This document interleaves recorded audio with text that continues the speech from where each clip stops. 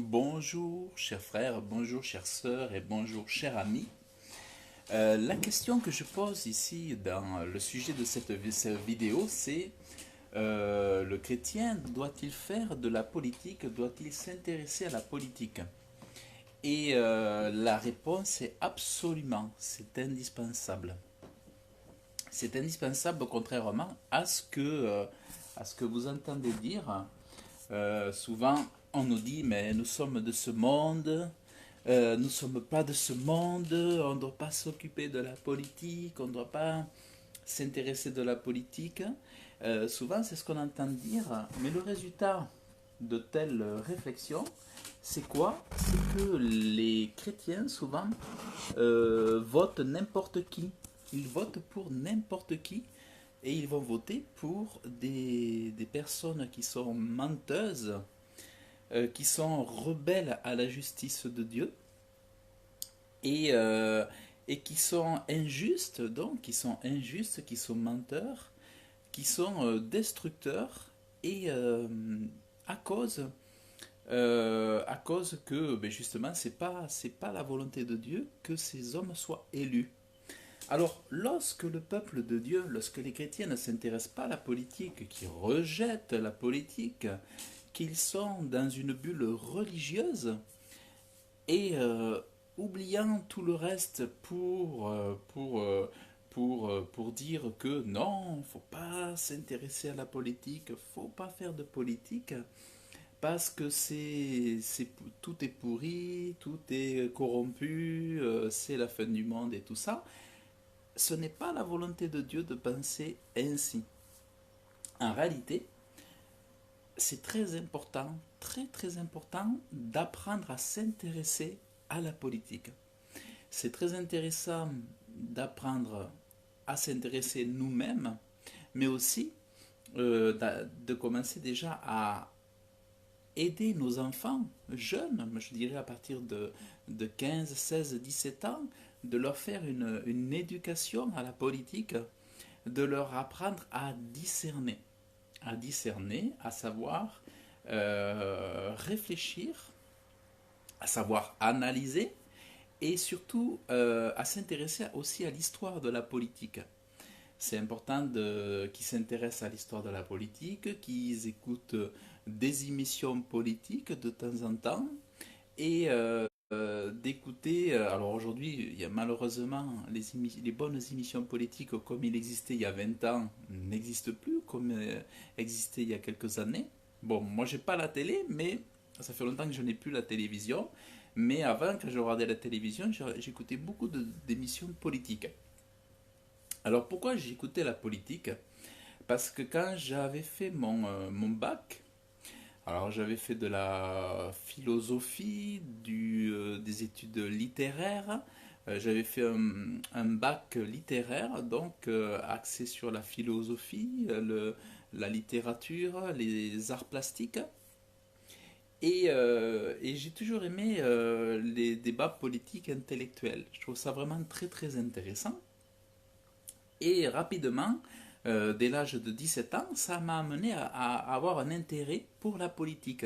Je me rappelle quand je partais faire mes études à Bordeaux, j'achetais les magazines de réflexion politique comme Marianne. Marianne venait juste de sortir, c'était peut-être en 98, 97, 98, par là je crois. Oh non, même avant peut-être. Oh oui, même avant.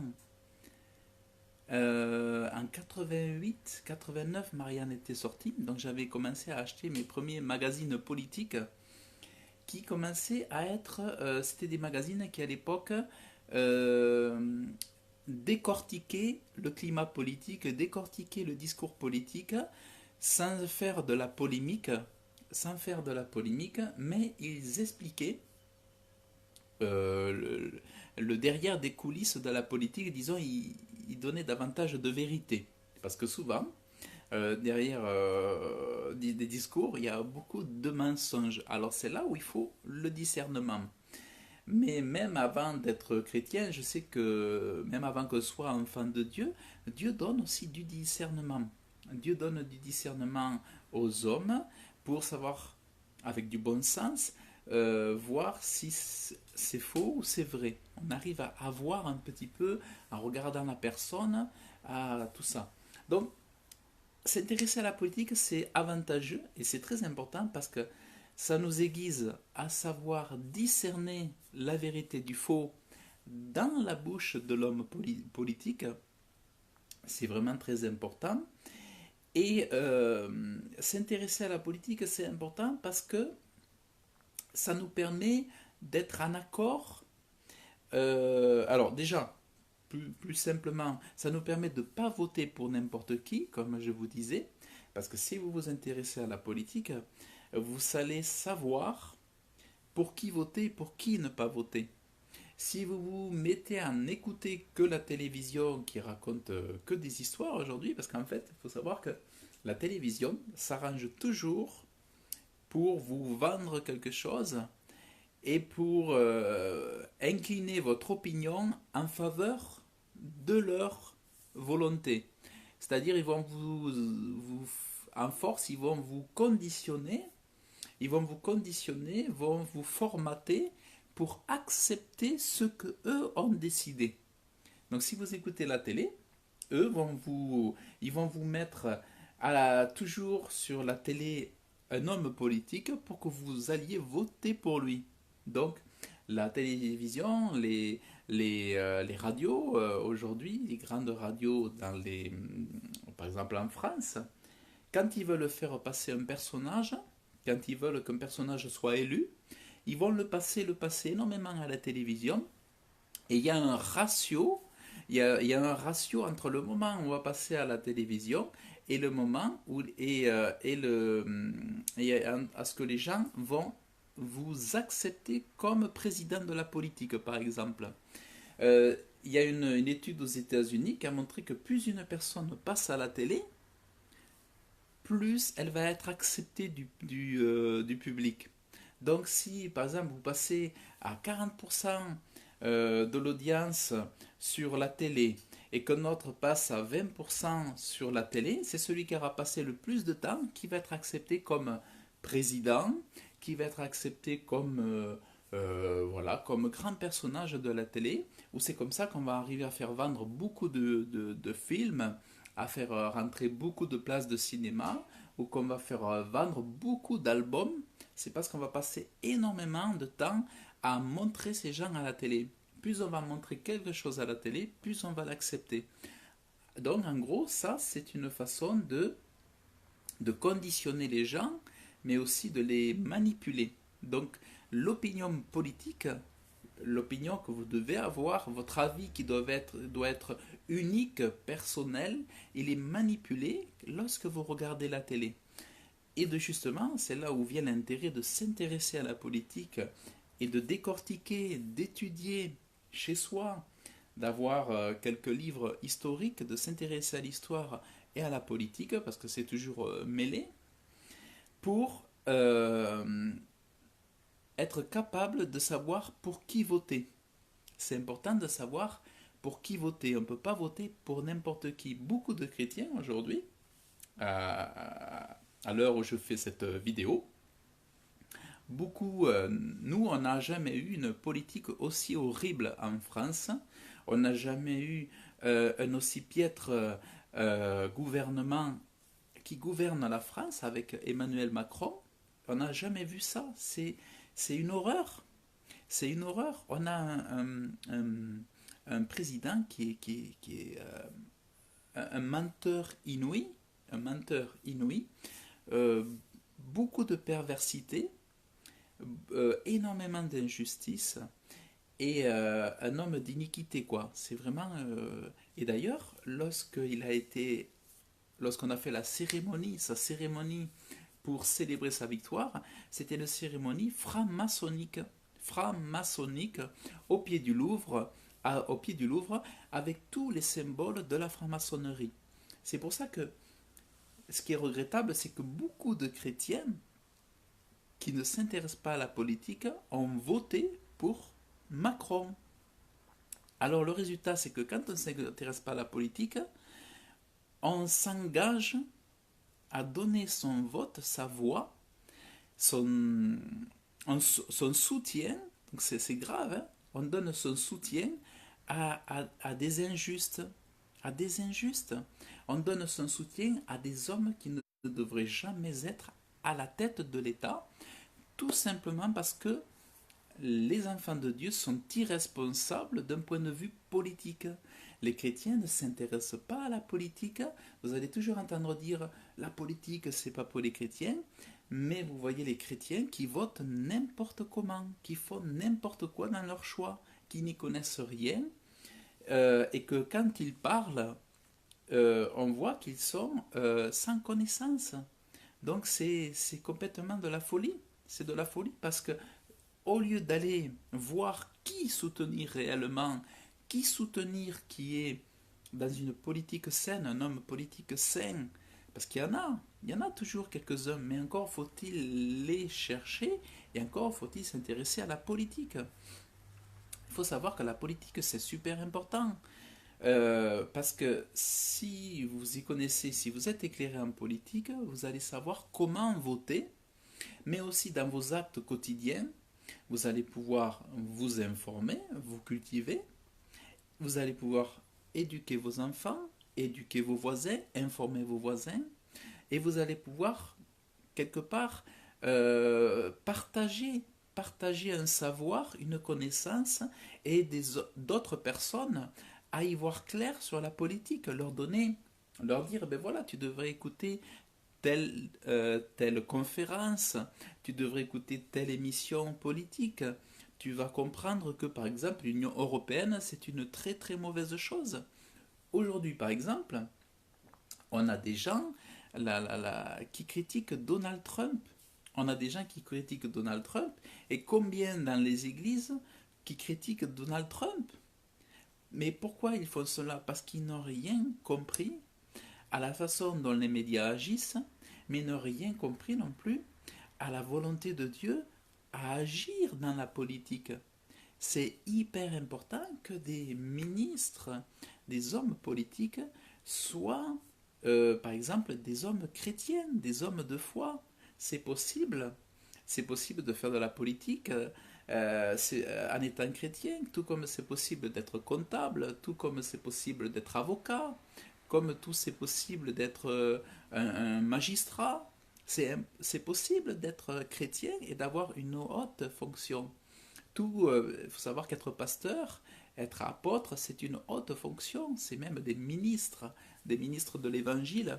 C'est pour ça que c'est hyper important que tout enfant de Dieu s'intéresse à la politique. C'est vraiment très très important.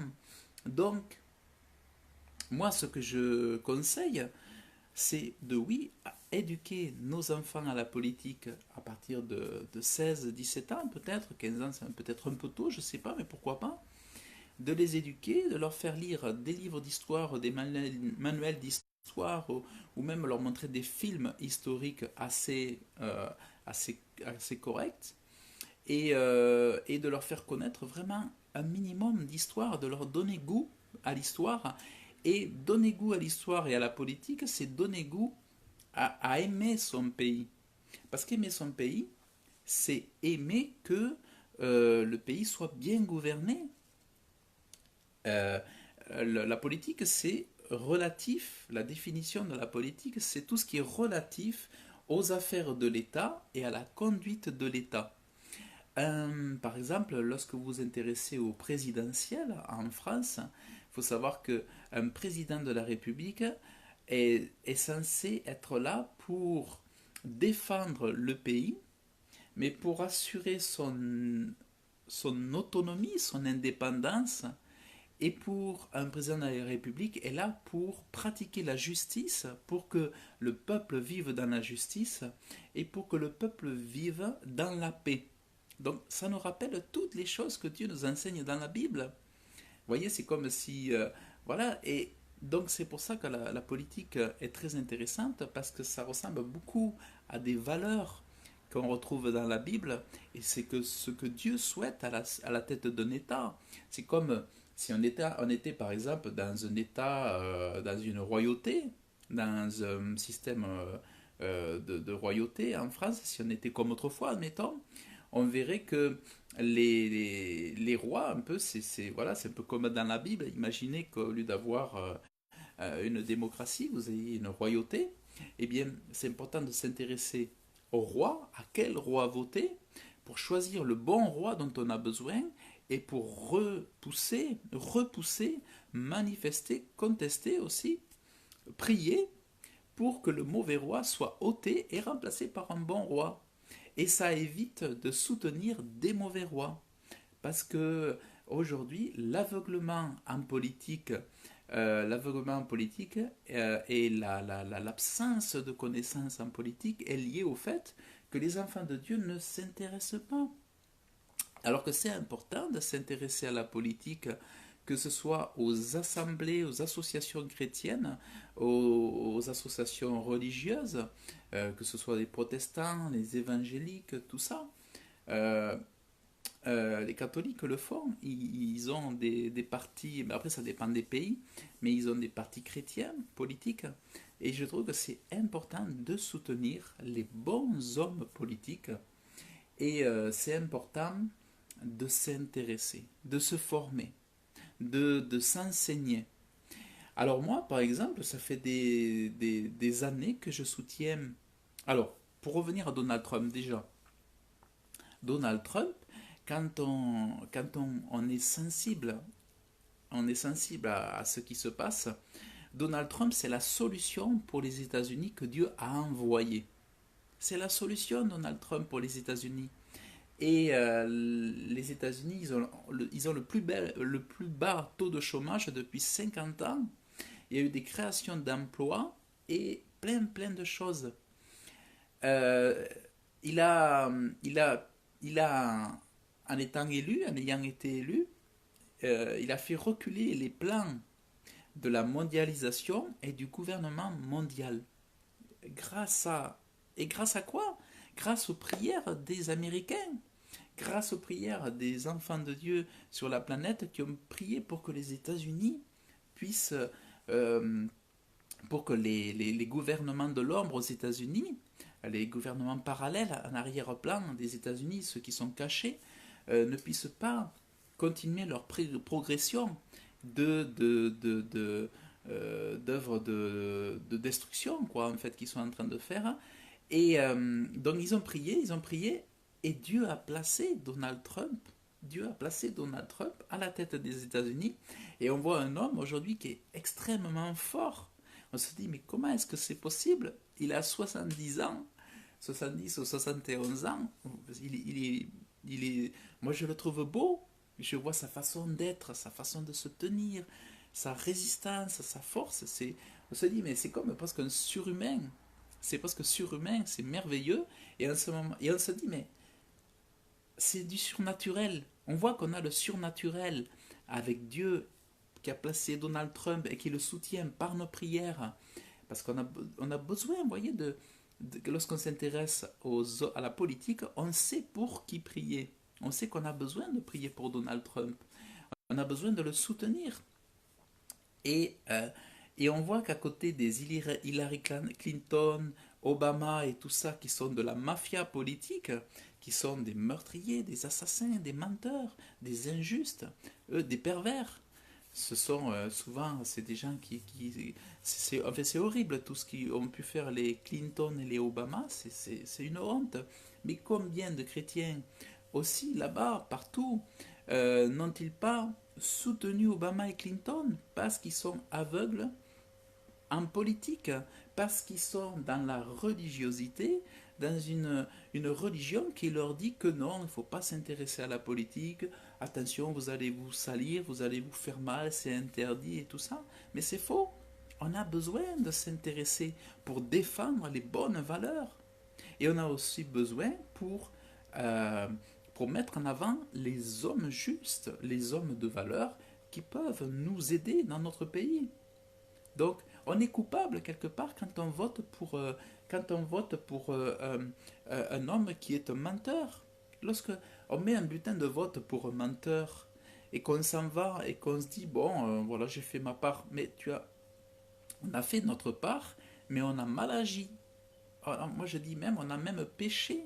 on a péché d'avoir voté pour un menteur. C'est très très mal. C'est pour ça que c'est indispensable de s'intéresser à la politique pour ne pas laisser faire et, et ne pas soutenir les injustes. Ça, c'est important, important. Alors, parce que nous avons une maison, nous devons nettoyer notre maison, mais nous avons un pays et nous devons aider notre pays. Citoyens du ciel, mais citoyens dans notre pays. Dieu n'a pas dit qu'on avait décollé comme une fusée pour monter au ciel. On est encore sur la terre et on doit aimer notre pays. On ne peut pas aimer notre pays et le laisser à l'abandon, à laisser faire les hommes politiques, nous dire, nous manipuler, nous, nous contrôler à voter n'importe quoi. C'est à nous d'avoir une opinion, c'est à nous d'avoir des valeurs, de défendre une vue, même si elle est à contre-courant. C'est important de défendre une vue intègre, juste, euh, euh, euh, et, et même si on est contraire à tout le monde, c'est important d'être ferme et de voter pour des gens qui font la différence. Et donc voilà, et de ne pas voter pour des gens qui sont des menteurs, ça c'est des traîtres. Parce que beaucoup ont voté pour Macron, par exemple, hein, et que c'est un homme qui est un traître pour la nation, qui n'aime pas son pays. On a beaucoup, il y a beaucoup, d'ailleurs ça arrive beaucoup dans l'histoire de France, que ceux qui sont à la tête du pays sont des traîtres. C'est arrivé très longtemps dans l'histoire de la France que souvent des rois ou des présidents de la France étaient des traîtres dans leur nation. Ça, alors que dans d'autres pays, souvent ça se verra pas, mais dans un pays comme la France, ça fait partie de l'histoire de la France, c'est un scandale. Mais beaucoup de nos hommes politiques que nous avons élus sont des traîtres. Un homme qui était très très intègre, extrêmement intègre, c'était par exemple le général de Gaulle. Mais aujourd'hui, vous avez des présidents comme on a eu Nicolas Sarkozy, Nicolas Sarkozy qui était vraiment, lui, il aimait pas son pays, hein. C'était aussi un traître, Nicolas Sarkozy. Vous avez François Hollande aussi. Alors lui, voilà, c'est. Alors soit ils étaient, on aurait dit qu'ils étaient pour les États-Unis ou pour l'Allemagne, mais pas pour la France. Donc ce sont des hommes qui ont affaibli énormément, appauvri la France et même vendu des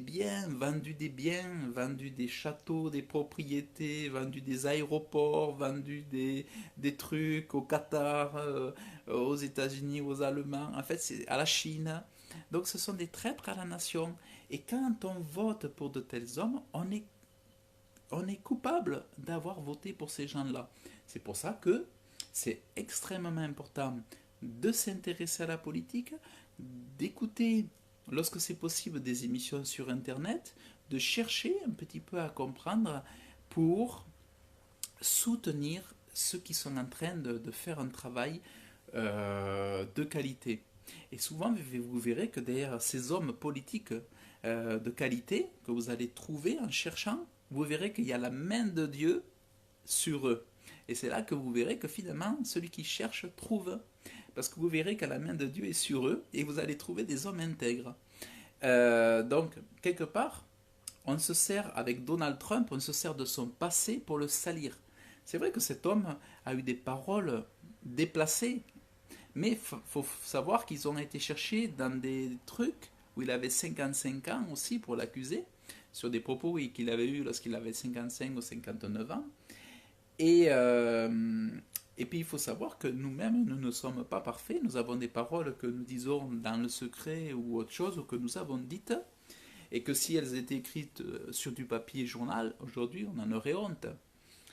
Et c'est ce qu'ils ont fait avec Donald Trump. Alors la question c'est pas savoir est-ce qu'il est plus parfait qu'un autre, c'est simplement que les valeurs qu'il a et le combat qu'il a, il est opposé à ceux d'autres hommes politiques qui, eux, ne cherchent qu'à faire monter le système de l'antichrist, du nouvel ordre mondial et de la destruction des valeurs humaines et morales. C'est la destruction aussi de la place de la religion chrétienne dans les nations. Donc, et l'islamisation aussi énormément. On joue là-dessus, mais en fait, ils sont en train de mettre en place l'islamisation et faire reculer, voire complètement supprimer la religion chrétienne. C'est pour ça que c'est important de s'intéresser à la politique pour permettre à ce que la religion chrétienne garde sa place dans nos sociétés et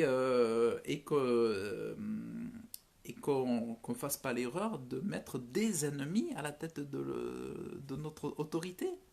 Parce que quand on est sans connaissance, on va voter pour nos propres ennemis. Et ça, c'est une folie. Donc, moi je dis, intéressez-vous à la politique. Intéressez-vous à la politique, formez, vous regardez une émission politique de temps en temps, écoutez ce qui se passe. Et lorsque vous entendez du mal d'un homme politique, allez voir si ce qu'on vous dit c'est vrai. Par exemple, moi je suis allé voir des discours d'Obama qui avaient été traduits en français, pas d'Obama, de Donald Trump, et on voit que cet homme, en fait, il n'est pas du tout ce qu'on dit de lui. C'est un homme qui est posé, qui a toute sa tête, qui est très intelligent et qui a énormément de valeur. Et c'est un bosseur, bosseur. Donc, je dis merci à Dieu pour tout ça. Et puis, donc, c'est vraiment très important. Et il faut savoir que Donald Trump a gagné finalement dans ce mi-mandat des élections présidentielles. Il faut savoir qu'en réalité, Trump a gagné. Parce que d'un côté, il a perdu quelques places, mais c'est dans une chambre qui pèse moins que la chambre du Sénat. Donc dans la chambre du Sénat, il a gagné 50 sièges. Donc en fait, on entend dire qu'il a perdu de la force, mais en réalité c'est faux. Il a gagné de la force. Il a gagné de la force. Alors c'est pour ça que à la télé, ce sont des, enfin à la télé, ce sont souvent ils racontent des mensonges. Et donc, alors moi j'avais écouté une émission.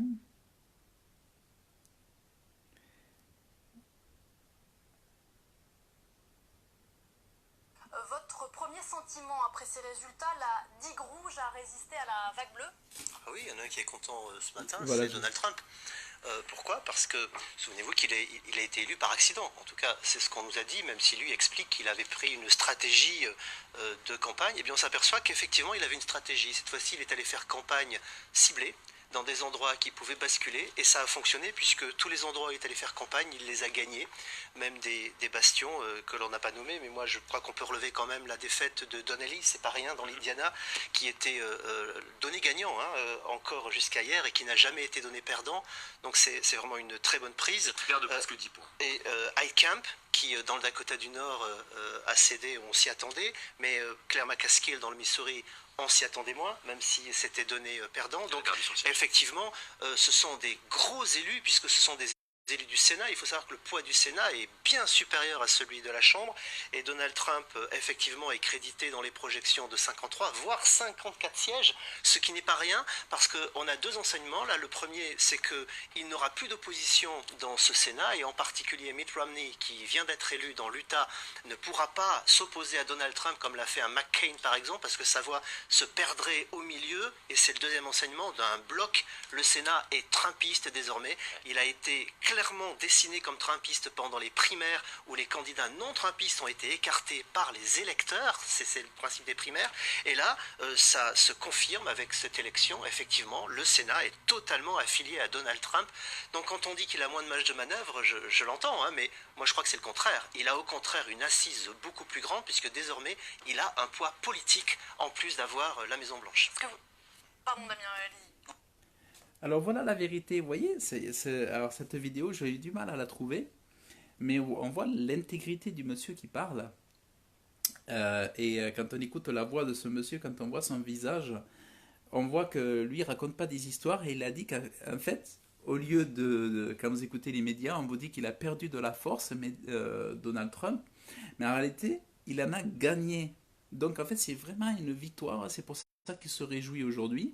Il va pouvoir donc euh, détruire de nombreuses lois mauvaises, horribles qu'a fait Trump aux États-Unis, et il va pouvoir faire reculer la corruption, l'injustice et tout ce qui est pot de vin, les fausses balances, les doubles balances, les doubles mesures comme ils font là-bas, de nombreuses choses, il va pouvoir les faire avec plus de force, plus d'autorité, plus de sièges au Sénat. Donc le Sénat est trumpiste, comme dit cet homme, et je trouve que c'est vraiment très très intéressant. Donc, vous voyez, donc ces choses-là, c'est super parce que si vous vous intéressez, vous allez être soulagé et vous allez pouvoir décoder, vous allez pouvoir sortir de la grande masse qui croit dans le mensonge. Donc c'est important que même en politique, comme dans tout le reste, vous puissiez avoir un avis, même s'il est différent de la grande masse, mais vous puissiez avoir un avis qui soit le plus juste possible et que vous puissiez voter pour des hommes ou vous engager pour des hommes qui en valent la peine et qui souvent, souvent vous verrez, ont été envoyés par Dieu. Donc moi ici en France, par exemple, je soutiens François Asselineau. C'est un homme politique François Asselineau, c'est un homme intègre qui est extrêmement, c'est un modèle d'intégrité, François Asselineau. Donc, et moi je le conseille à tout le monde d'écouter et lui va vous donner Et cette politique et lui va vous donner de l'instruction politique. C'est un homme, alors c'est François Asselineau et ça s'appelle l'Union populaire républicaine. Par exemple, de mesure, qui est une politique injuste, voilà. qui est une politique qui met en rage les populations qui en sont victimes, elle Ça, risque de nous entraîner vers la guerre, justement. alors ça c'est François Asselineau. Je vais vous montrer et vous allez voir, là vous allez apprendre beaucoup de choses. Il y a des conférences où vous allez apprendre que l'Union européenne c'est une cochonnerie qui détruit la France. Voilà. Et cet homme, c'est aussi un professeur à la base enfin, il a fait des cours à l'université en politique, pas seulement en politique, mais aussi surtout en politique. Et c'est un professeur d'histoire aussi. Il a plein de conférences que vous allez pouvoir voir et il va vous enseigner plein de choses. Alors voilà, il y a des conférences ici. Vous allez dans YouTube et vous avez plein de conférences sur la politique. Et là, vous allez avoir plein de choses vous allez pouvoir comprendre plein de choses avec François Asselineau. Et vous avez ici 36 conférences. L'histoire de la France, pourquoi l'Europe ce n'est pas la paix. Enfin, vous avez plein de conférences ici. Comment sortir la France du désastre, l'histoire de la France, qui gouverne la France et l'Europe.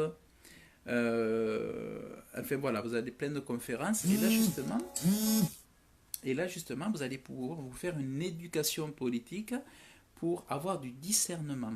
Ça c'est important aussi d'avoir du bon sens de l'éducation politique. Et je le dis bien, c'est important pour nous, mais pour nos enfants, pour l'avenir de notre nation et pour l'avenir de nos enfants, pour qu'ils puissent être heureux aussi dans ce pays. Voilà, donc voilà, j'ai répondu à la question. Et pour moi, ce sujet est super important parce que bon, moi personnellement, j'aime beaucoup la politique. Je trouve que c'est important, très important, et que je pense que tout le monde devrait s'intéresser, et surtout les chrétiens, de ne pas être dans une bulle religieuse.